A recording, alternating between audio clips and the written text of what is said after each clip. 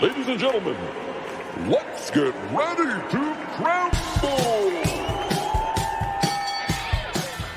I'm Joshua Kemble, and welcome to Joshua Kemble's Livestream. I've been a freelance illustrator and graphic designer for over 20 years. I was an art director for 9 years. And when I'm not art directing and working on illustrations and graphic designs, I'm working on comic books and graphic novels, and that's usually what I do during my streams. And while conversations can go all over the place on this stream, from spicy and entertaining to goofy and silly, one thing stays consistent throughout every stream. I'll always be working on art. So pull up a chair, get your art supplies out, and get ready for an entertaining show that'll keep you company while you work on your own personal art projects. This is Joshua Kemble's Art Stream.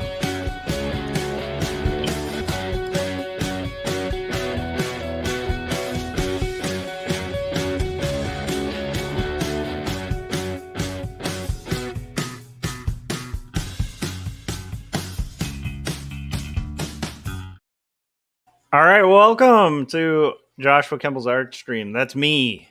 It's my stream. So I'm going to continue the thing that I've been doing the last few streams where I'm running through my journey of guitars just to kind of show you guys different guitars in my little guitar arsenal and when I acquired them. So I've been doing it I've been going sequentially. So we started with my really bad Squier 2. You're going to notice, too, the early guitars I always had cheap guitars. So I started with showing off my Squier 2 that I got at like a pawn shop for like $50. I then continued to show my Jasmine by Telecasters, which is a acoustic guitar that I got for probably about $50. A lot of these were acquired mowing lawns, working at movie theaters. Just terrible jobs. And then I finally stepped up and for the first time bought my first brand new electric guitar, which was another Squier. And this is where I fell in love with Telecasters. So I bought this Squier. It's got like really pretty wood. I've modded it since to have some better components. But in general, it's just a Squier Telecaster. This was a really nice guitar. It's seen some action. This definitely saw quite a few gigs. I initially got this because when I was gigging with the band that I was playing with at the time, I needed a backup guitar for when I broke strings. And it's always good to have a backup guitar. It doesn't have to be the same kind of guitar, but you want a guitar that's all tuned up and ready to go. So if you break a string at a gig, you can swap out guitars. And I was like, you know what? I'll try a Telecaster. And I played this at the store and kind of fell in love with it. And then since there were a couple issues with it that had to be fixed. The intonation was really bad. So I ended up replacing just these little sections here with like a stainless steel ones that actually work better, and then I added like rolling saddles right up here at the headstock. But I like this guitar. It sounds pretty good. I've got it capoed because I feel like noodling on it, so I'm going to noodle on it for a second, show you the tones that come from this thing. This made me fall in love with Telecasters, and you're going to see a theme as things go on of Telecasters and my love for them. So, but this was a later guitar. So like what you'll notice with a lot of guitarists is usually their first guitar is just plastered in stickers. And that's what was going on with my pawn shop Strat. Here is my cheap 1990s Squier Telecaster. I think this must have been like 98 or 99 when I bought it. So it was probably made in like 97. I haven't looked up the serial number. So we're going to noodle around on this. I will not torture you guys with noodling for too long because this is not a guitar channel. But I do play guitar and music, and I record stuff live all the time. So you might as well see. So basically, for those of you who don't know, a Telecaster is pretty simple. It has two pickups, right? You have your neck pickup and your bridge pickup. You have three settings. So unlike a Stratocaster where there's like two tone knobs and there's like 5-way switch, and you can get this crazy variety of tone. They really pare it down and simplify it. It's just 3 tones, so it's neck, middle that basically has both these pickups go, and then bottom, which is just your bridge pickup right there. And then it just has a volume and a tone, and you can get so much cool sound out of this simple arrangement on a guitar. And I think the simplicity of the Telecaster, once I started playing it. Oh, I forgot to mention too, I replaced the tuning pegs to have locking tuners, which is really nice. That was something a couple years ago, but that's about it on this guitar. And I think we should be good. So I'm playing through my crappy Honeytone amp. And we're just going to noodle around on it and show you just some of the tones that I can get out of this guitar. I still love this one. This doesn't get as much play as I would like, because I have since acquired an American made Fender Telecaster, and so my other tellies sit on the sidelines quite often. But I love this one. It's taken a beating. It's been at shows quite a lot. I like the rosewood fingerboard. And usually I tend to prefer for electric guitars like a maple fingerboard for a telly style guitar, but the rosewood's really nice, and it's got like a good tone to it. I like that this was when Squier kind of started to up their game. They hadn't quite gotten to the point where they're at now, where they're making Squiers that are arguably better than Fenders. But at the time, this was a really big achievement for Squier, because they started doing these matte finish necks, which are really nice and easy on your fingers. But prior to that, they had really high gloss necks. And so this was when Squier started really upping their game. But yeah, so let's just noodle around on it. So I'm going to start on neck. That's usually the place to start. I will tell you, most telly players that I know, including myself, we're just going to be kind of hanging out at the bridge. So that's why a lot of the time Telecasters will even mod the neck to have like a humbucker, so there's a little more juice to it than this little lipstick pickup. But I still love the tone of a Telecaster. So let's start on that little lipstick pickup, and we'll go through it. You probably won't be able to hear it too well. We're going to work on comics in a little bit, but we're going to noodle around on guitar real quick. And I have nothing planned, so I'm just going to play around on it.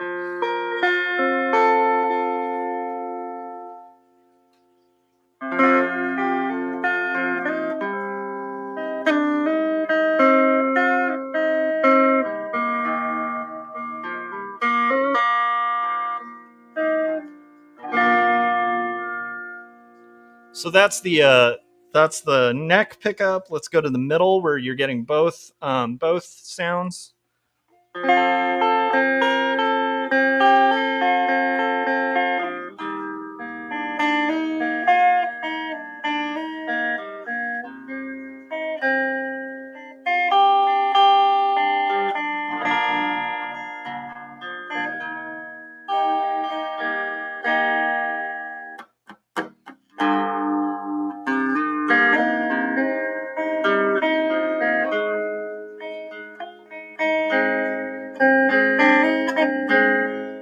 And then finally, we're going to get to the tones that you can get from the best pickup on a telly, which is the bridge.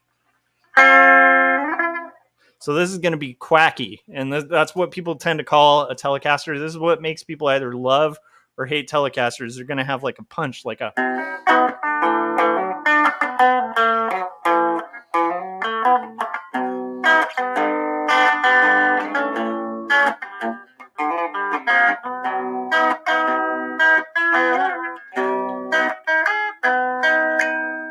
like, it's just a quacky, like...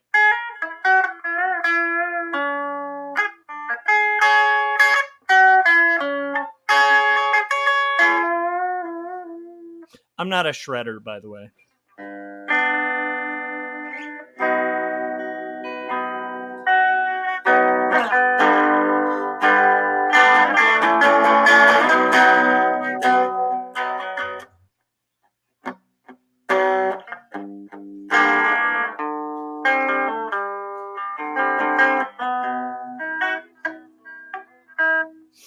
So yeah, so that's my my Telecaster.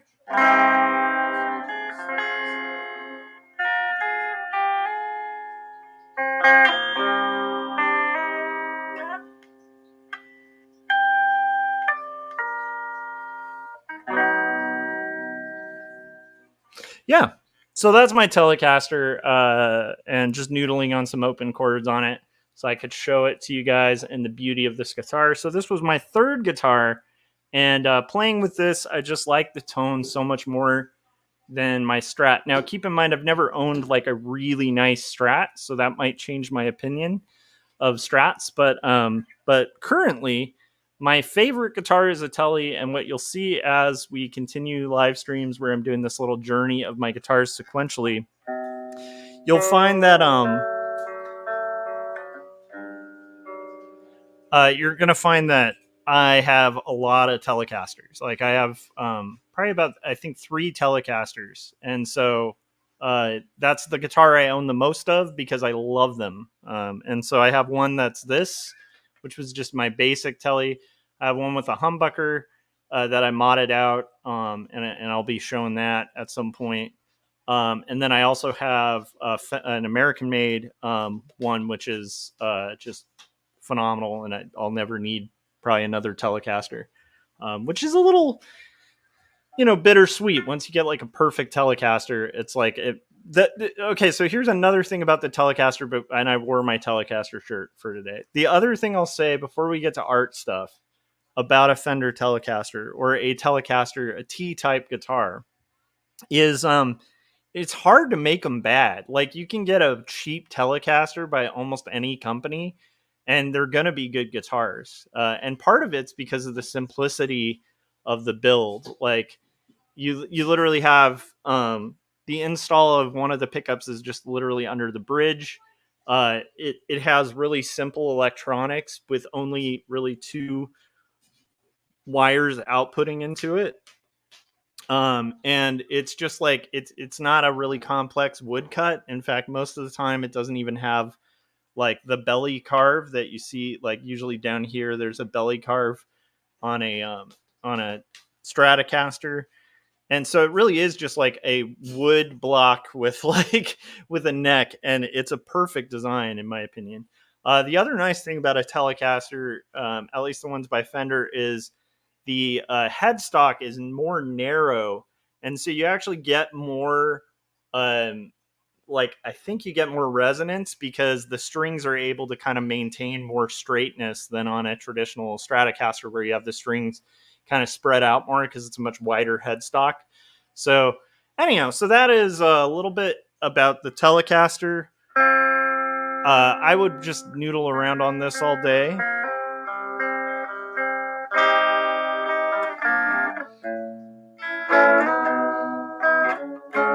But I need to work on comics. So what I'm going to do is put on a trailer. I'll put all this stuff away, and then we'll get to working on comics. Let me know what you guys think of the Telecaster. So I've shown so far my cheaper guitars. So it started with a Squire 2 Stratocaster, my first real guitar. We went to the Jasmine, and now we've done the just standard Telecaster by Squire from the 90s. So that's basically it for the guitars up till now, and then we'll show more on the next live stream, which will probably be tomorrow. I'm going to play. Let's see. Let's play Philip Chandler's trailer, who's a really good artist and provided a nice trailer for me. And then we'll come back and we'll work on comics together. Hopefully, you guys like these little guitar tours, and I'll explain like kind of what the thing is about the guitar that makes it unique or cool, or why I like it, or why I haven't like resold it.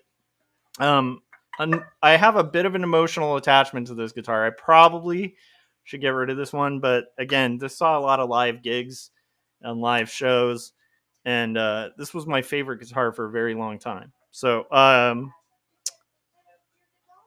also the tone on it, again, it's got that quack. So like generally when I play this guitar, unless I'm doing like if I'm doing like a kind of more picky kind of thing, I might go to like the top to like the neck. because it has this more like Radiohead-ish tone. But then for my main stuff, I'm going to be like switching to this, the quackiness, you know, the bridge.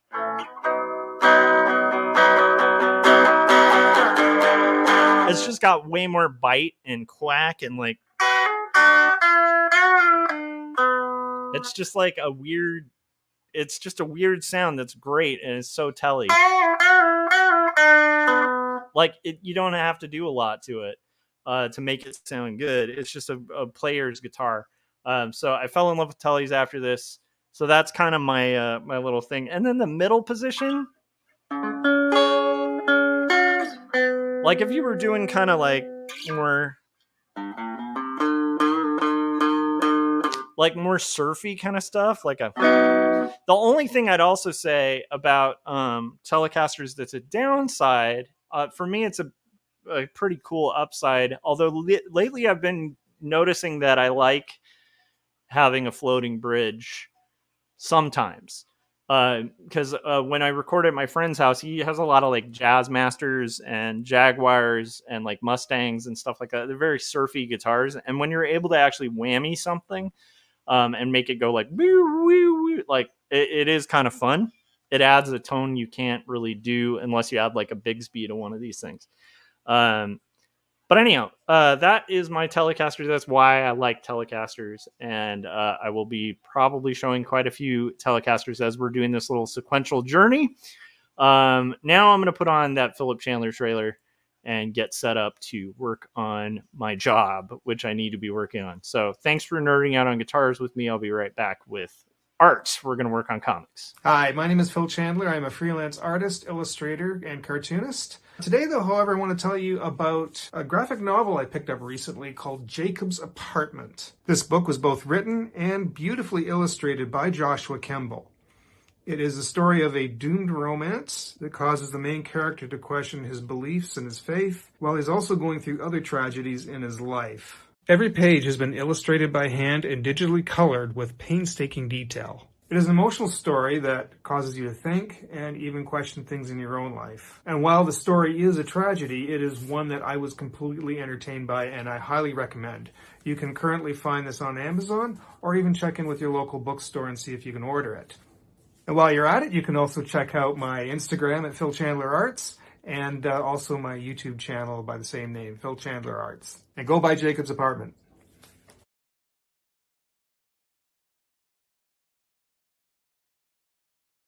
Awesome. And just one last thing about that Telecaster. As we're working, we're going to get on our working stream. So what we are working on is finishing up page 95 of Not Death But Love, the Strange Supernatural Story of Elizabeth Barrett Browning.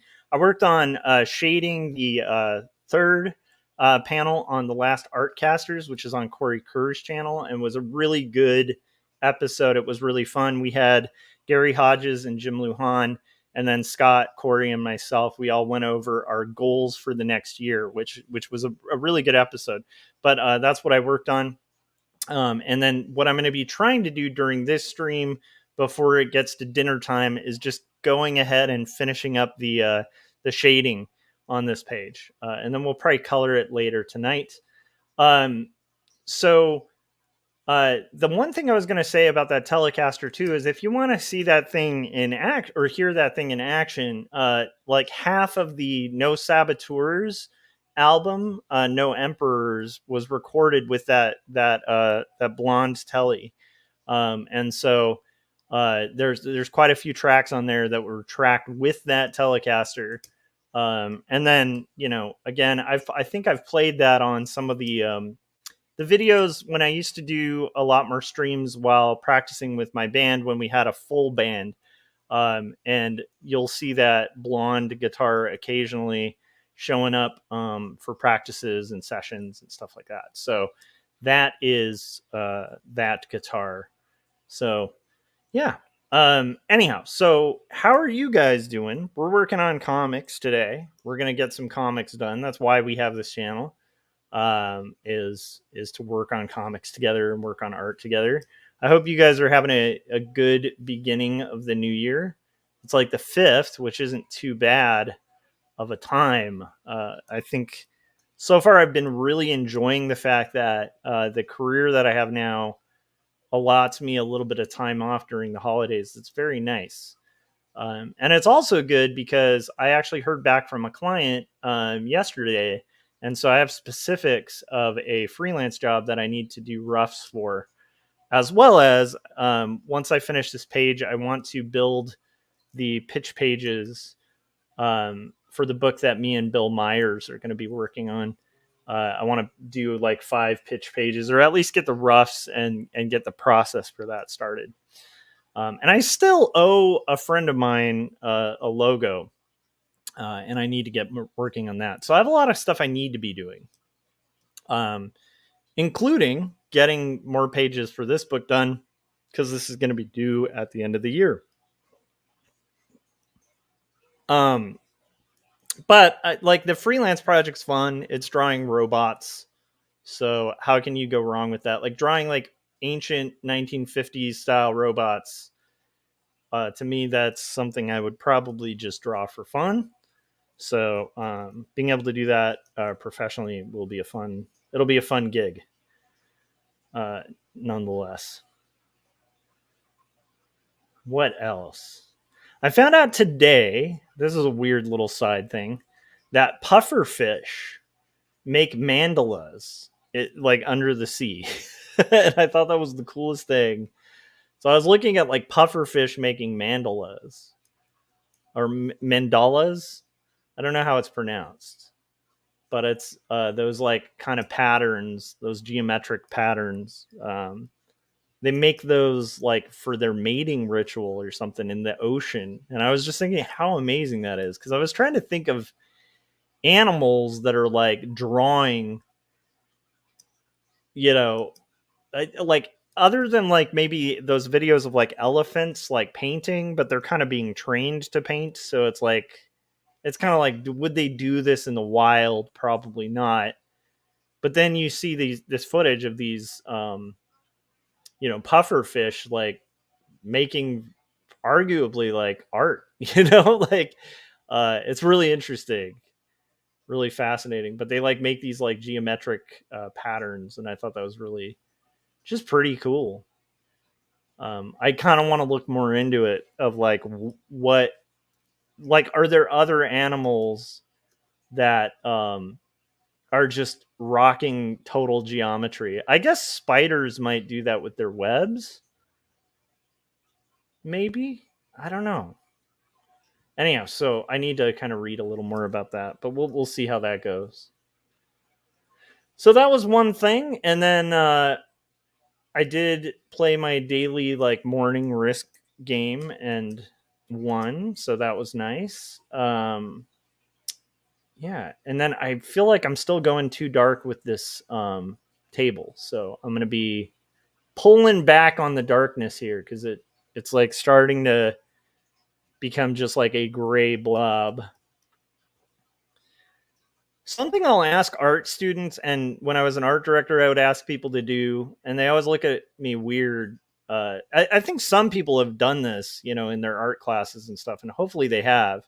But I'll have people squint when they look at their images, just like to squint so that you can see the value and not get distracted by other things. Because like when you squint, all you're going to see is just like fields of value.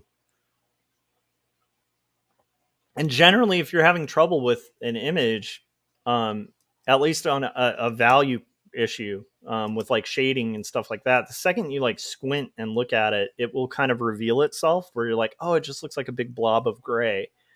Whereas if you squint and you're seeing like darks and lights and like a whole bunch of different ranges of value, then you're like probably on the right path on value. And maybe it's a different issue. Like maybe it's color harmonies or just the drawing itself or the composition. But a lot of the time, a lot of people's mistakes in art just come from like not having any contrast. And you can do that intentionally. You can pick like colors that are, similar value, but like different shades or different hues. And you can use that for an effect. But in general, it's always good to kind of have I find it's really useful to just do that little squint test every once in a while. So if you're watching these streams when I'm shading, and you ever see me like squinting, I'm probably checking out the values of the piece. And that's why I fixed that tabletop. Was it was starting to fail the squint test. So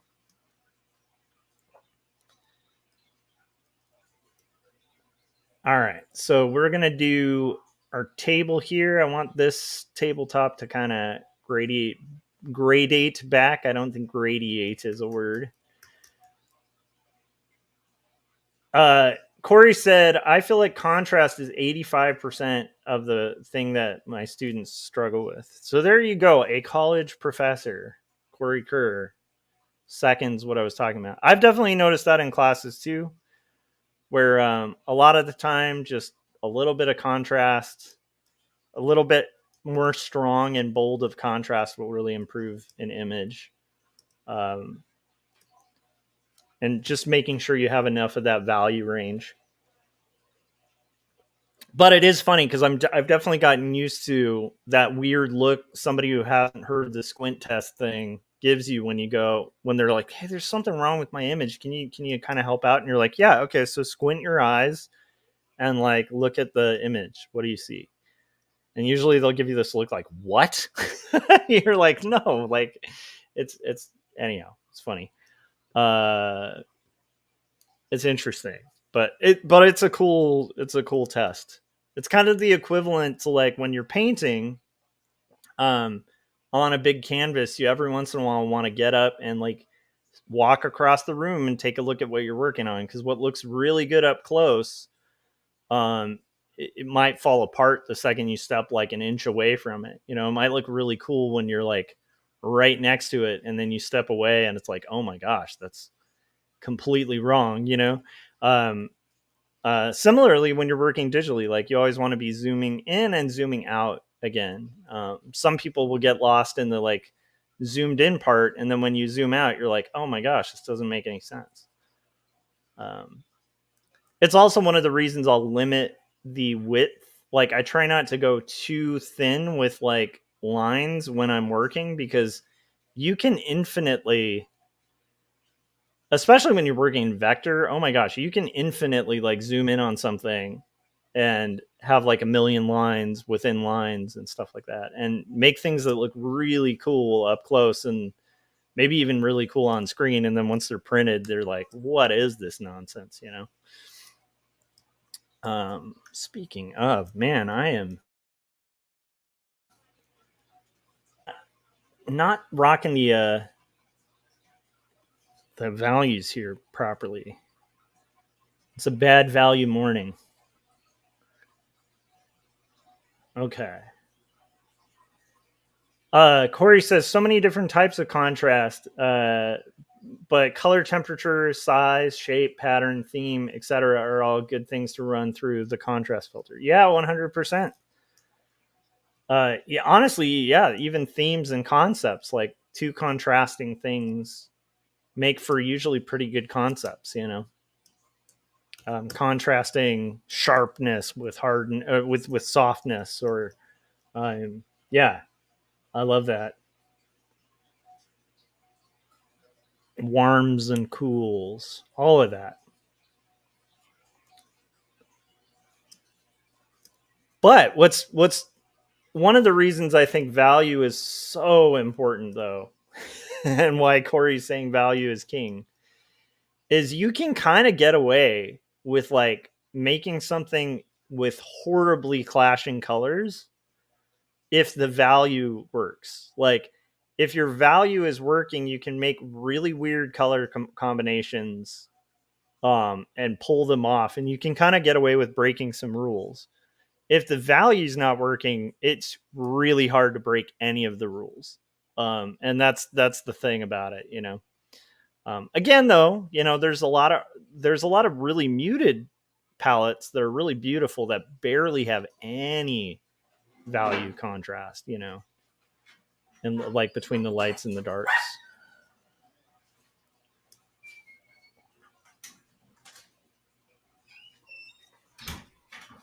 Oh, nice. So I think our dinner is here, which is pretty cool. So what I'm thinking is, what we'll do is we'll do this stream until I finish this. We'll just finish this particular panel, and then I will go eat, and then we will do a long stream, a super long stream, where I will try to finish the values and the colors on this page. How are your projects coming along? Corey talked a little bit about one of his writing projects, and I'm really excited about it. It just sounds really cool. And we talked.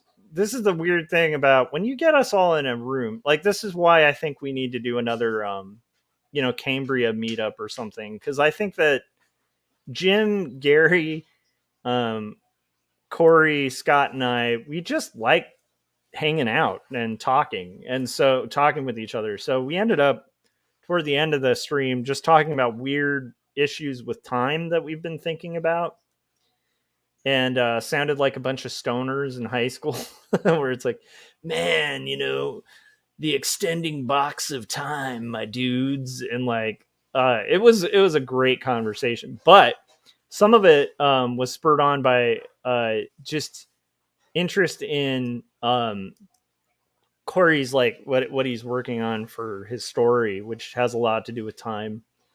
And the pitch that I'm going to be working on has a lot to do with time and time traveling and interdimensions and stuff like that. So I think it's going to be really interesting to see what comes of that.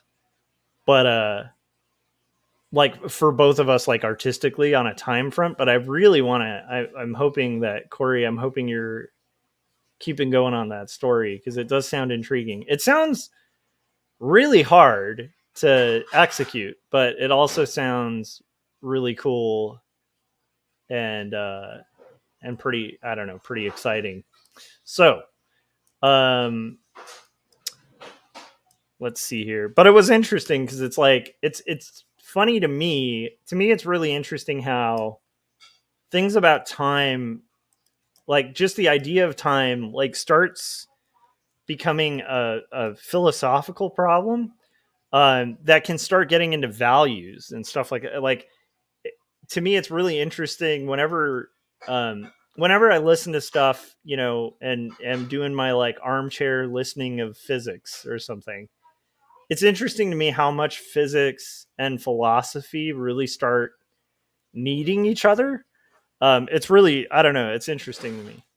Because at first I was kind of like looking into time and the box that Corey was talking about on Artcasters, and then the idea of the fixed box, and that justified by the fact that, like, people can experience someone's past in that person's present, but it's their past. It's like a weird kind of thing. And the fact that you can experience someone's present as your past, but it's their present, and it shows that, like, the whole thing's relative, which is like that whole Einstein thing of the relativity of time.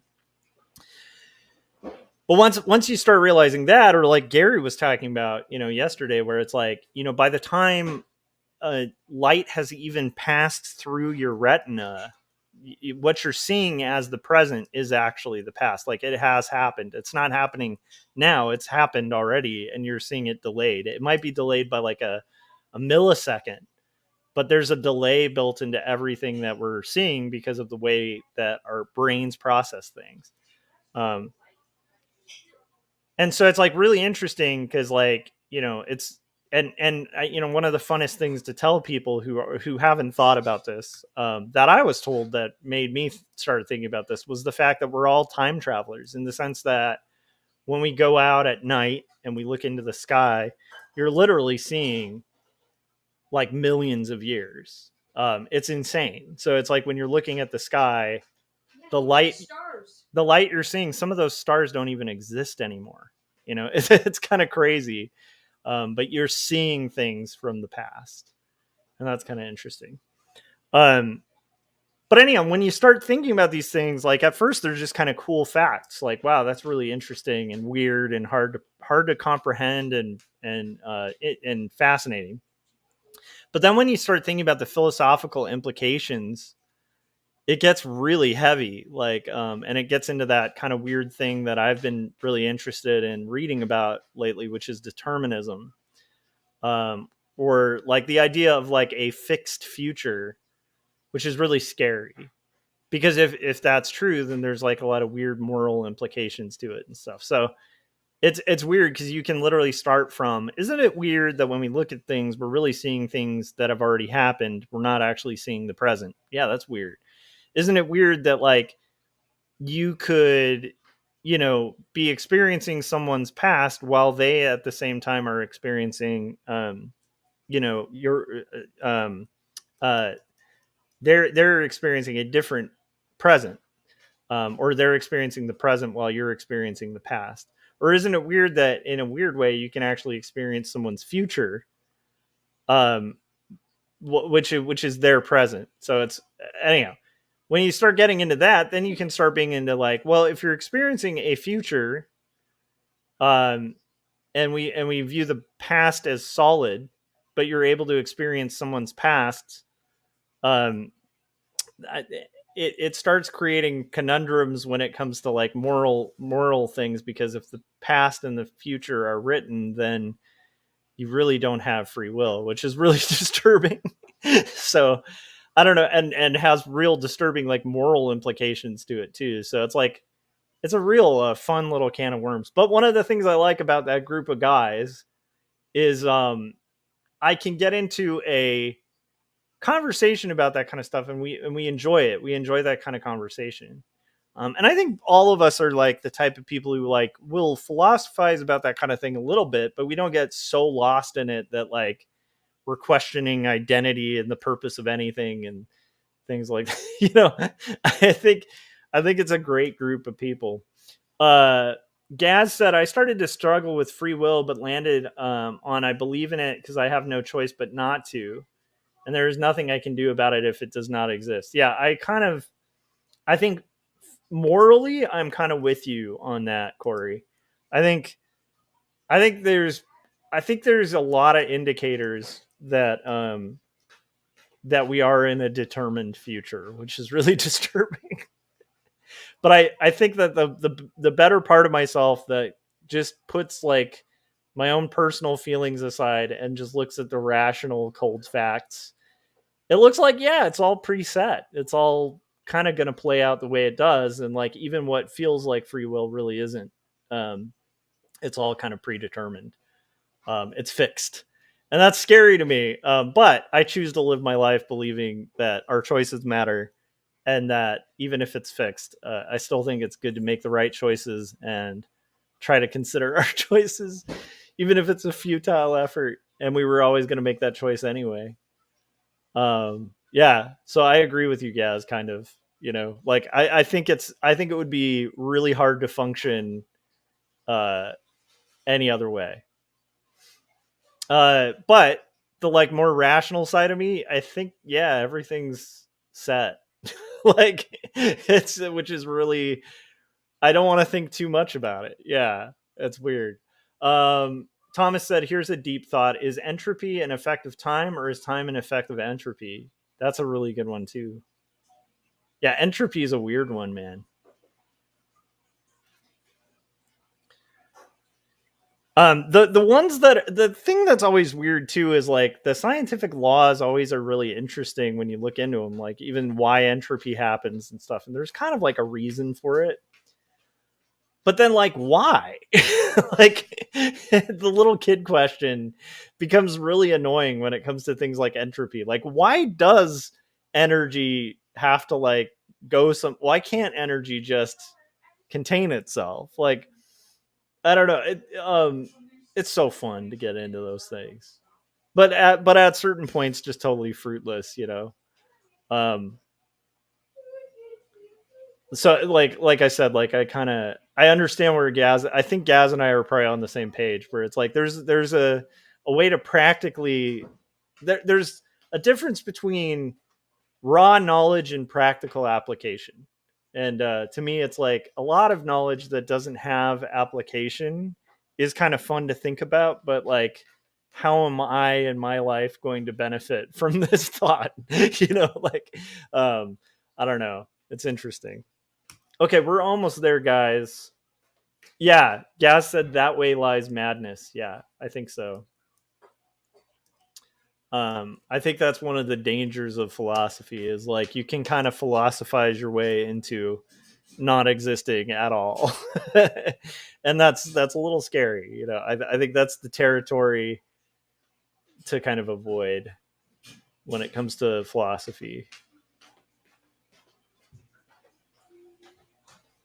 The benefit of that like first step Augustine did where he was just like, dude, you know, yeah, I mean technically we could be like, what if this is all a projection, what if this is all fake and stuff like that, but like I have to accept that my experience has some truth and relevance to it and not that it's just like some sort of projection, just to even begin to entertain the rational thoughts that would lead to the question of things being a projection. Like to entertain the rationality, you have to believe there's some kind of underlying fact of the matter. But yeah, you can literally like you can think your way into non-existence if you aren't careful with that stuff.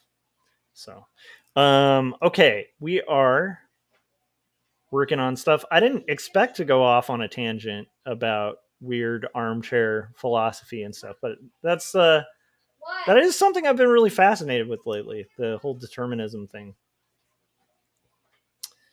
Lock the door. Gaz was saying, even if we live in a simulation, it's still the existence we have, so it must have value to us again, so it kind of doesn't matter. Yeah, exactly. So like, just bro, make sure there is a block underneath the rock. Thomas was saying, when you think too much about this stuff, you have to go to the kitchen and embrace the simplicity of a chocolate chip cookie. I agree with you on that 100%. I think I'm going to take that advice after I finish this panel. I'm going to go into the kitchen, have some chicken for dinner, and then I'm going to I might take you up on that, Thomas, and have a chocolate chip cookie.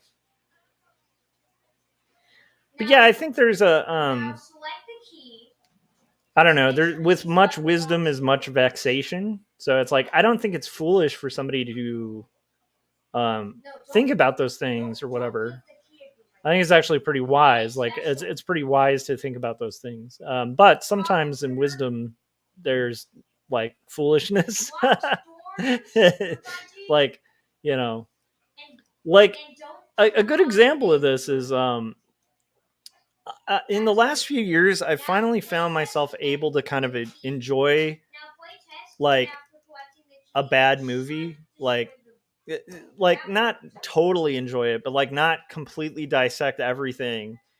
When I first started writing, one of the downsides of it was like stuff I really enjoyed prior to writing and like looking into the craft of writing started really not being fun to see. Like, so I'd go to see a movie and my analytical brain wouldn't shut off.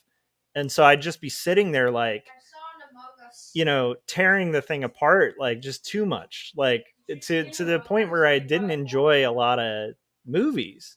Because I was just thinking about the mechanism behind it a little too much. Like I had seen the what is it? The guy behind the curtain, right? I'd seen the Wizard of Oz and was like, I just can't look at it now and be like, oh, okay, that's really cool. Whereas now I've gotten to a point in my life where I can kind of just shut it off a little bit and enjoy a movie a lot more than I used to be able to.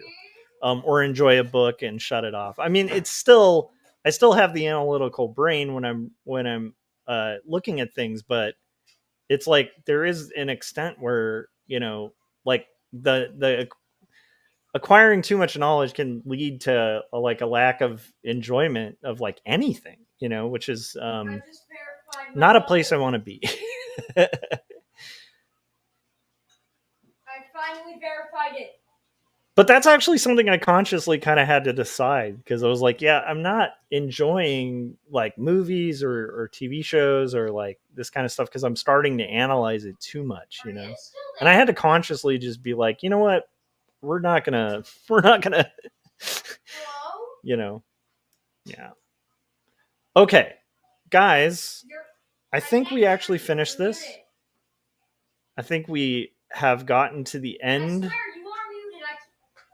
The end of the panel. I just have to clean up the edges. So if you guys haven't yet, hit the like button. You know, after all, it's all predetermined, so you need to hit the like button. You will hit the like button. It's written into the future. So prove my theory right and hit like. Other than that, make sure you're subscribed. I'll be back on to finish this page later. Thanks to everybody who turned out. I know this one's a little shorter. I thought we were getting dinner a little bit later, but we got it a little early. So I'm going to go ahead and go eat, and then I'm going to be live streaming again. Thanks to you guys. I hope you guys got some cool stuff done, and I will see you on the next live stream where we will go over this next panel and hopefully get colors done and stuff too. All right. Thanks, guys. Have a good one, and I'll see you on the next live stream. Bye.